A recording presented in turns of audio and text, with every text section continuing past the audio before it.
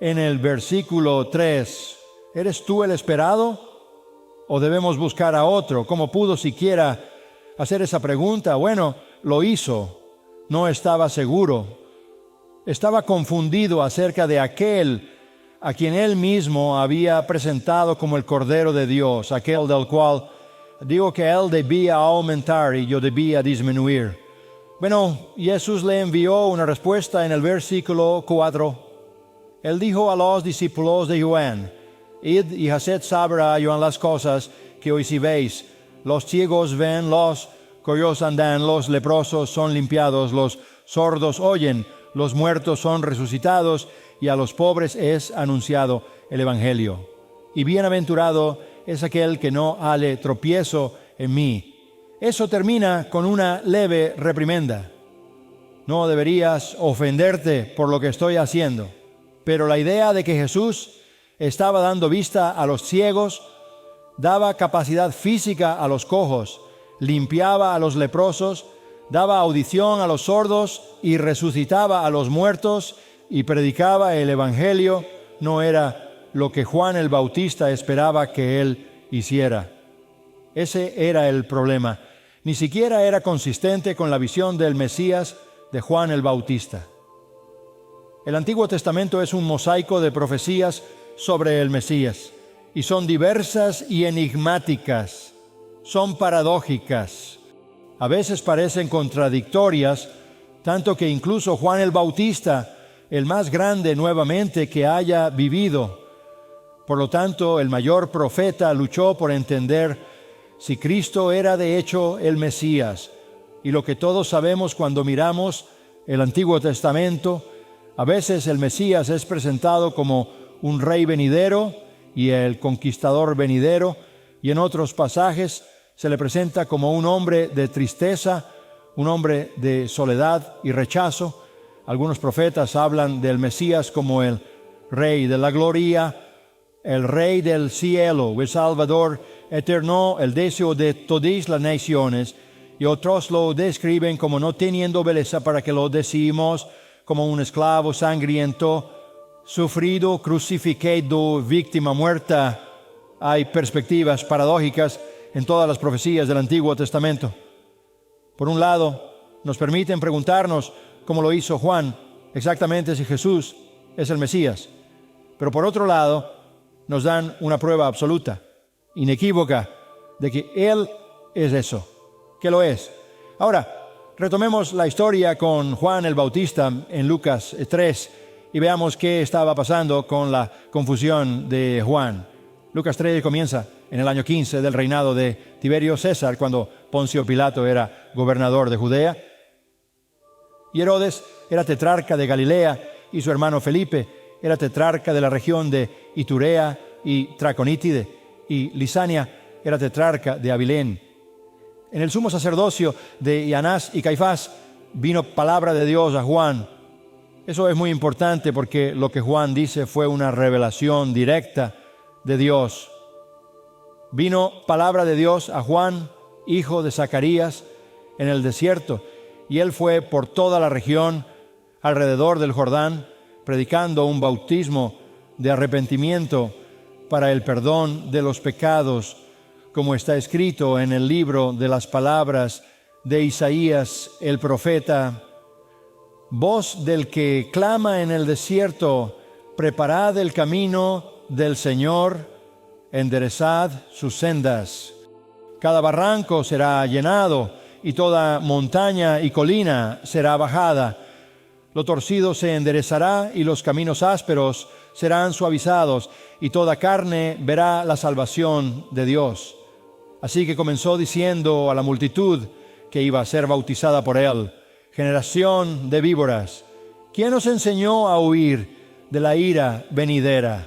Por tanto, haced frutos dignos de arrepentimiento, y no empecéis a decir dentro de vosotros mismos: tenemos a Abraham por padre, porque os digo que Dios puede levantar hijos a Abraham de estas piedras, y ya también el hacha está puesta a la raíz de los árboles. Por tanto, todo árbol que no da buen fruto es cortado y echado al fuego.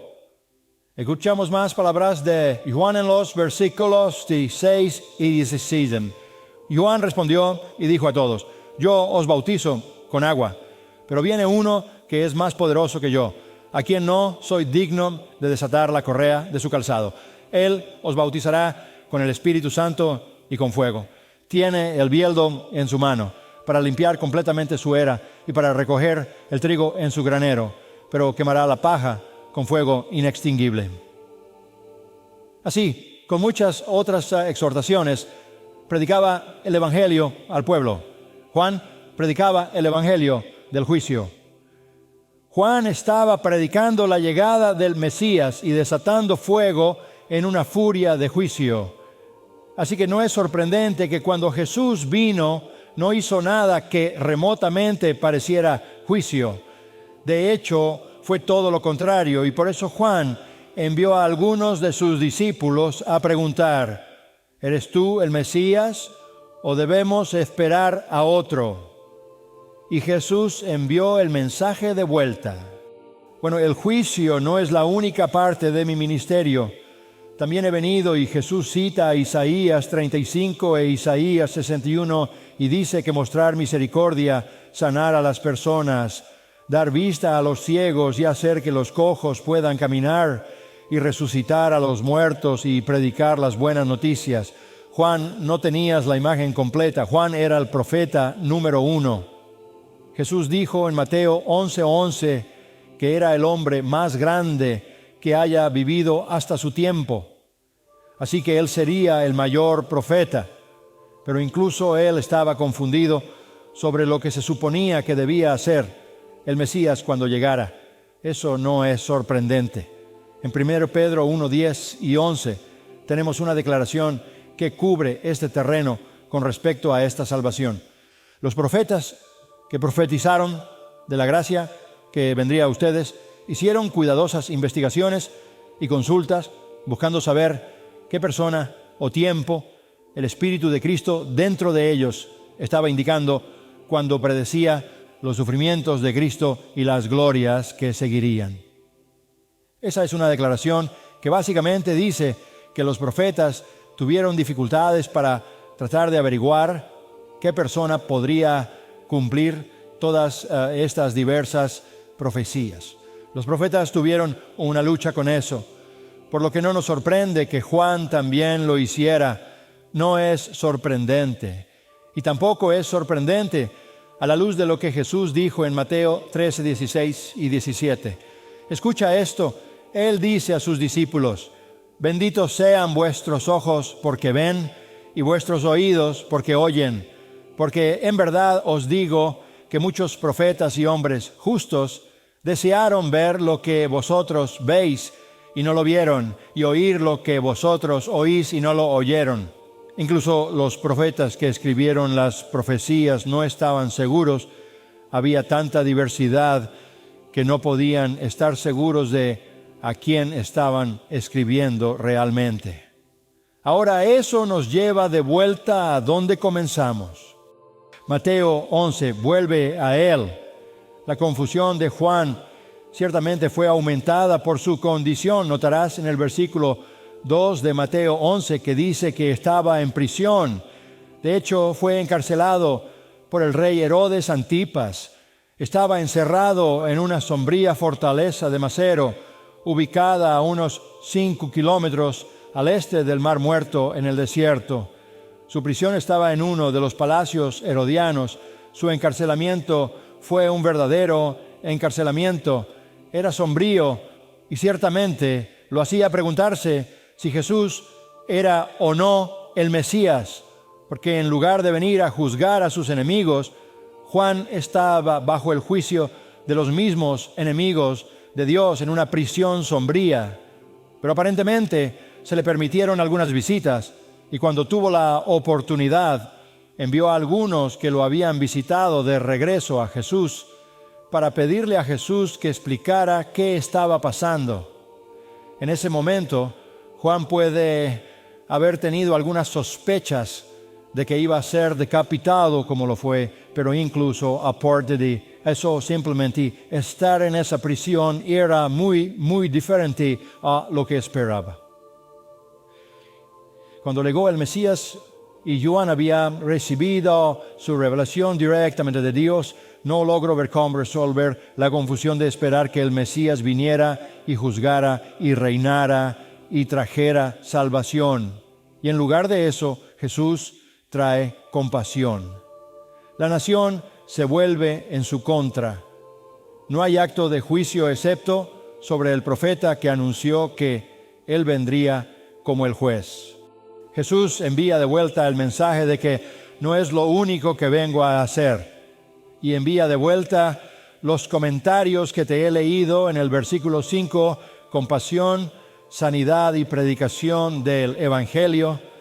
Y le dice a Juan y a cualquier otro que no se escandalice por el hecho de que él no parece ser quien esperaban. Esta es una palabra muy importante, por cierto, para todos los judíos a lo largo de toda la historia, porque el rechazo continuo del Mesías Jesús por parte del pueblo judío, incluso hasta este mismo día y esta misma hora, se basa en el hecho de que Él no hizo lo que esperaban que hiciera. En lugar de traer juicio sobre los enemigos de Dios, Él mismo fue ejecutado. Eso es tan ajeno a lo que esperaban, que es la base de su rechazo.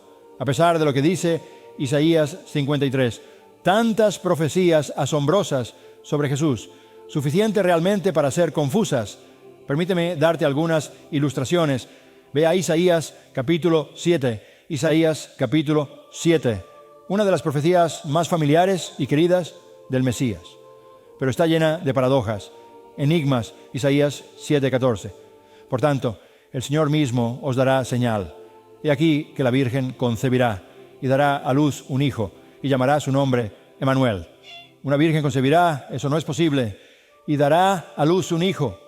Y no solo eso, sino que ese hijo se llamará Emmanuel, una virgen.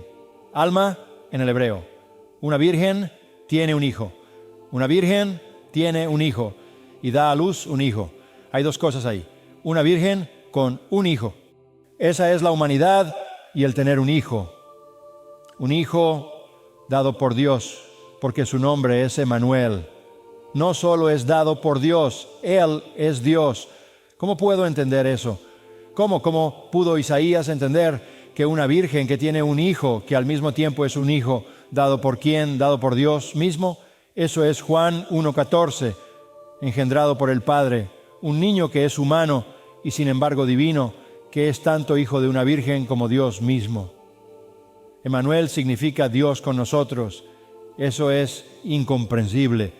Isaías en el capítulo 9 recibió otra profecía del nacimiento del Mesías, la venida del Mesías, en los versículos 6 y 7 del capítulo 9.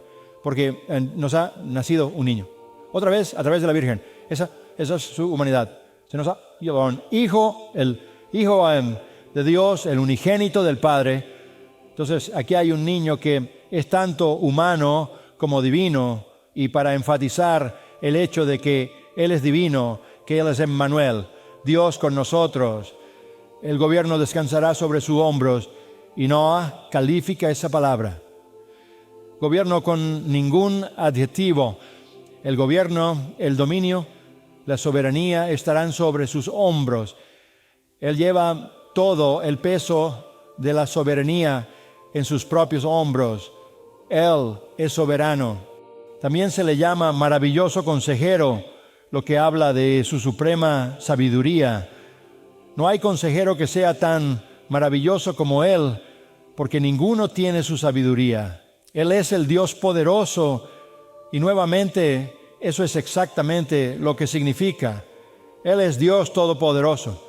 Él es, fíjate en esto, un niño y un hijo, que también es el Padre eterno y el príncipe de paz. Príncipe indicaría al Hijo del Padre, y sin embargo, Él es tanto el Padre eterno como el Hijo del Padre, que es el príncipe de paz. No habrá fin al aumento de su gobierno ni de la paz. Aquí es donde su soberanía se extiende hacia la permanencia en el trono de David y sobre su reino para establecerlo y sostenerlo con justicia y rectitud. Desde entonces y para siempre, el celo del Señor de los ejércitos llevará a cabo esto. ¿Qué tipo de niño es este? Un hijo de la madre humana que era virgen.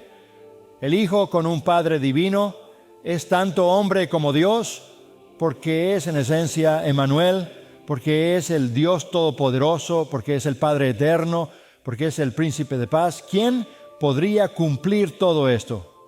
Esto es realmente incomprensible.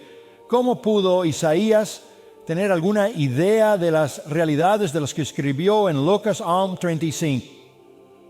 El ángel dijo a María: el Espíritu Santo descenderá sobre ti y el poder del Altísimo te cubrirá con su sombra, y por eso el santo niño será llamado Hijo de Dios, el Hijo de Dios.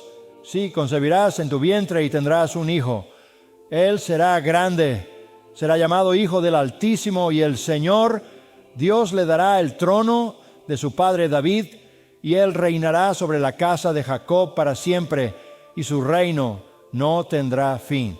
Todo lo que estaba en la profecía de Isaías 9 fue reiterado por el ángel a María en el nacimiento de Cristo. ¿Cómo puede una persona ser verdaderamente hombre y verdaderamente Dios? Este es el misterio de la piedad. En Génesis 3:15 es la simiente de la mujer. En Daniel 7:13 es el Hijo del hombre. En el Salmo 2:7 es el Hijo de Dios. En Génesis 22:18 Él es la simiente de Abraham, y sin embargo Él mismo dijo antes de Abraham: yo soy. Él es tanto el Señor de David como el Hijo de David. Así lo dice el Salmo 110, es decir, Él es el Padre de David y el Hijo de David, el Padre de David y su divinidad, el Hijo de David y su humanidad. No hay nada que comparar con esto en toda la historia humana. Así que podemos entender si hay un poco de confusión. ¿Cómo puede ser Hijo de David y Señor de David? Bueno, Colosenses 2 dice que toda la plenitud de la deidad habitó en él corporalmente. Así que el misterio de su persona es suficiente para confundir a cualquiera, incluso al mismo profeta que escribió. Permítanme mostrarles un segundo misterio, el misterio de la línea de Judá en Génesis 49:10. No tienen que buscarlo. Dice que el Mesías vendrá de la tribu de Judá. De la tribu de Judá, el cetro, el derecho a gobernar, no se apartará de Judá hasta que vengas. Tamar se casó con el primer hijo de Judá y el hijo murió.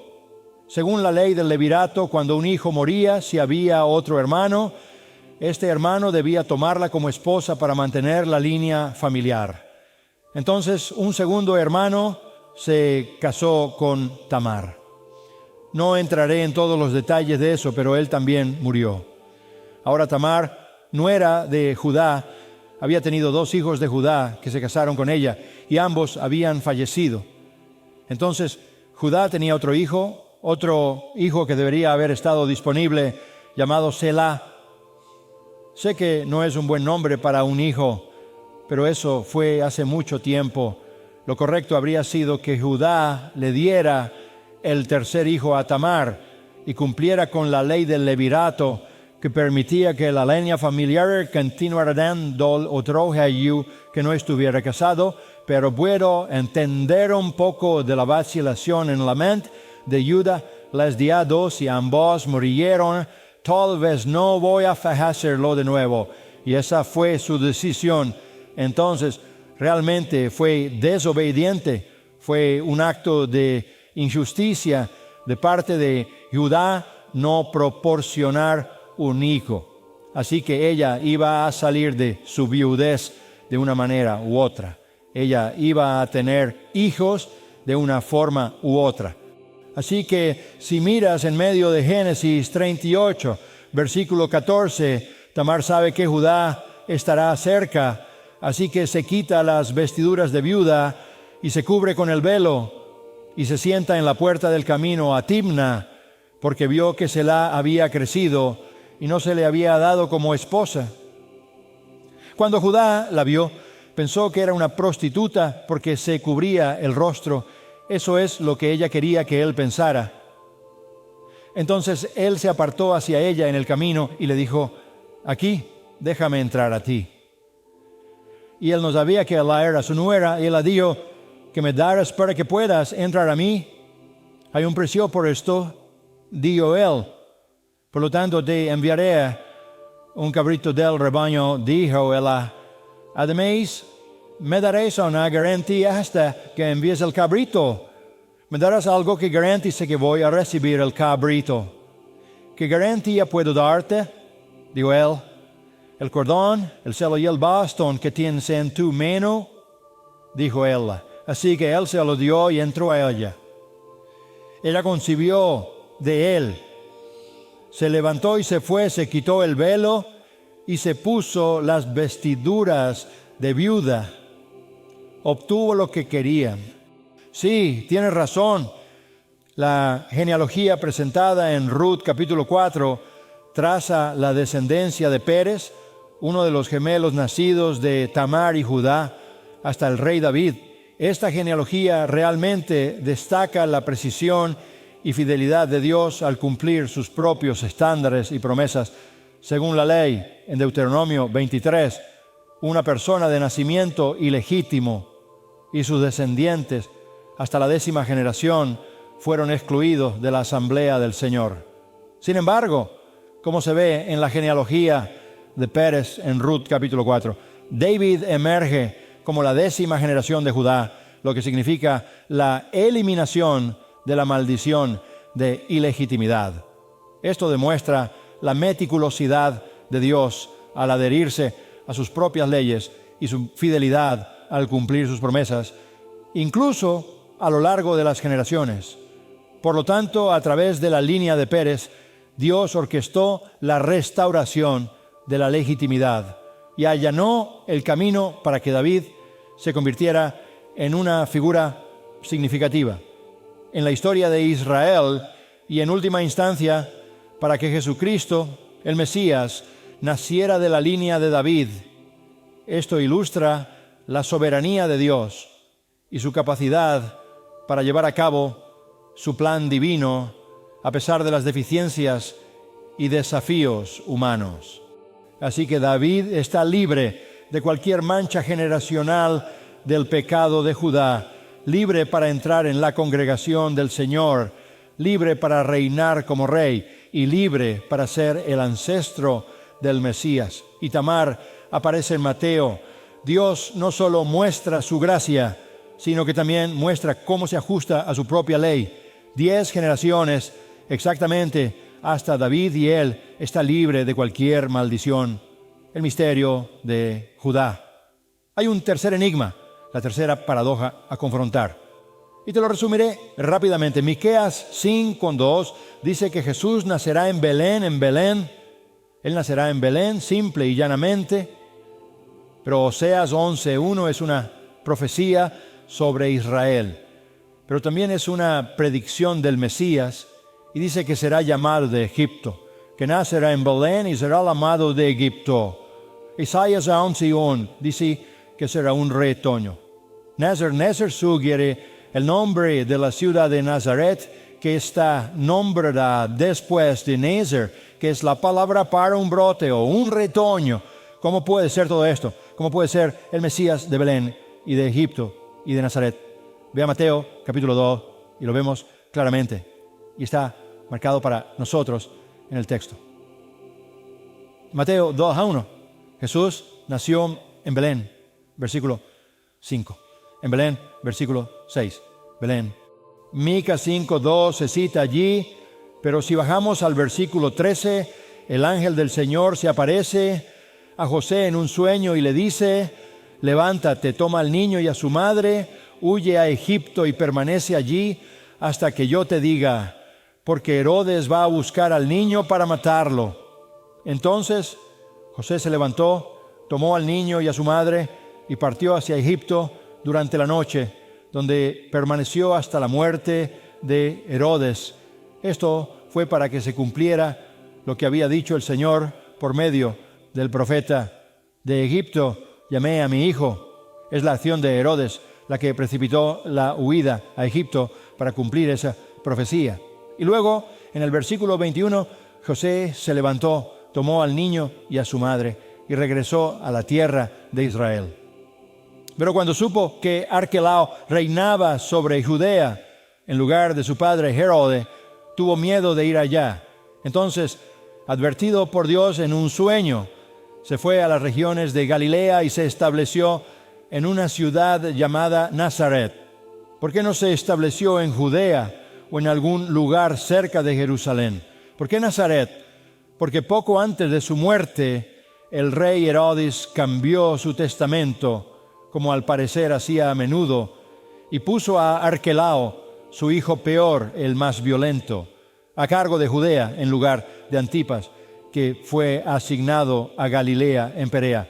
José realmente temía a Arquelao porque Arquelao había matado a 3,000 judíos en Jerusalén en una masacre. Era cruel más allá de lo creíble. José no iba a exponer a este joven niño a las amenazas de un líder asesino. Así que fue a Galilea y a Nazaret. Entonces, si Herodes no cambia su testamento, Jesús no se convierte en nazareno. Todo encaja perfectamente en el plan perfecto de Dios. Bueno, al menos dos más rápidos, en la paradoja de su derecho al trono. Volvamos al capítulo 1 de Mateo, y esto será rápido, solo para capturar un nombre en el flujo de la genealogía de Jesús, que comienza en Mateo 1:1, el registro de la genealogía de Jesús. Bajas hasta el versículo 11 y ves el nombre de Jeconías o Conías, como a veces se le llama en la línea de Jesús. ¿Es este Jeconías? ¿Es de la línea de David a través de Salomón? ¿Está eso bien? Es un problema serio. Ve a Jeremías 22, Jeremías 22:28. Aquí hay una profecía sobre Conías o Jeconías, Jeremías 22:28. ¿Es acaso este hombre, Conías, un vaso despreciado y roto o un vaso indeseable? ¿Por qué han sido arrojados él y sus descendientes y lanzados a una tierra que no conocían? Oh tierra, tierra, tierra, escucha la palabra del Señor. Así dice el Señor: escriban este hombre como privado de descendencia, un hombre que no prosperará en sus días, porque ninguno de sus descendientes prosperará, ni se sentará en el trono de David, ni gobernará de nuevo en Judá. Que ningún descendiente de Jeconías pueda gobernar ni sentarse en un trono. Y sin embargo, volviendo a Mateo 1, Jeconías está en la línea de David hacia el Mesías. ¿Cómo es posible eso? Bueno, mientras miras la genealogía, nota esto. La genealogía sigue diciendo el padre del padre del padre del padre del padre del padre de las líneas pasan a través del padre. Y llegas al versículo 16. Jacob fue el padre de José, el esposo de María, de la cual nació Jesús. No dice que Jesús nació de José, porque no lo fue. Y así es precisamente cómo se evita la maldición de Jeconías. Jesús nunca fue descendiente de Jeconías. Nunca. Él recibió el derecho a gobernar la línea real, pero no el ADN de Jeconías. No fue engendrado por José, como dice Juan 1:14, fue engendrado por Dios.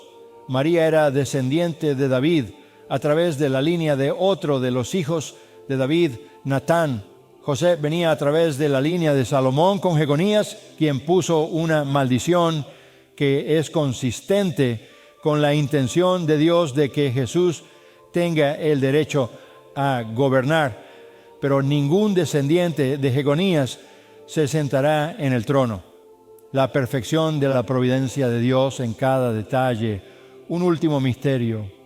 En todo el Antiguo Testamento, Jesús es identificado como una piedra o una roca. Una piedra para golpear. Una piedra de tropiezo. Una piedra probada. Una piedra angular. Una piedra escogida. Una piedra, los constructores rechazan una piedra. Daniel 2. Cortada sin manos, una piedra aplastante, una piedra trituradora. ¿Cómo puede ser el Mesías todo eso? ¿Cómo puede ser una piedra de tropiezo, una roca de ofensa, una piedra angular, una piedra preciosa, una piedra escogida, un fundamento seguro, una piedra golpeadora? ¿Cómo puede resolverse todo eso en una persona? ¿Crees que eso podría ser complicado? En realidad no lo es. Mira Primera de Pedro, capítulo 2. Primera de Pedro, capítulo 2. Pedro hace todo nuestro trabajo por nosotros. Lo resume todo. Primera de Pedro, capítulo 2, versículo 4, y viniendo a él. Esto habla sobre la salvación como a una piedra viva que ha sido rechazada por los hombres, una piedra rechazada. Pero es una piedra escogida y preciosa, la piedra escogida y preciosa, y tú también, como piedras vivas, estás siendo edificado como una casa espiritual para un sacerdocio santo, para ofrecer sacrificios espirituales aceptables a Dios mediante Jesucristo. Porque esto está contenido en la Escritura, es decir, todas las formas en que Cristo es una piedra están expuestas en la Escritura, y Pedro las alinea todas. La Escritura dice: he aquí, pongo en Sión una piedra escogida, una piedra preciosa de esquina, y el que crea en él no será avergonzado.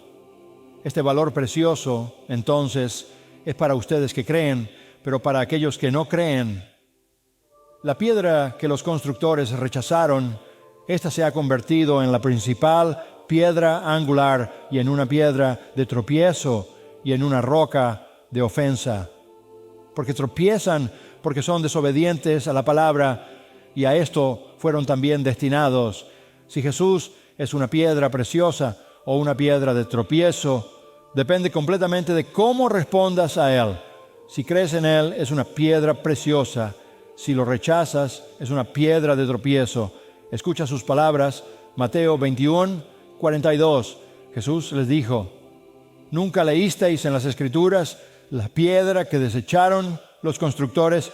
Esta ha venido a ser la principal de ángulo. De parte del Señor ha sido hecho esto, y es cosa maravillosa a nuestros ojos. Por tanto, os digo que el reino de Dios será quitado de vosotros y será dado a un pueblo que produzca los frutos de él.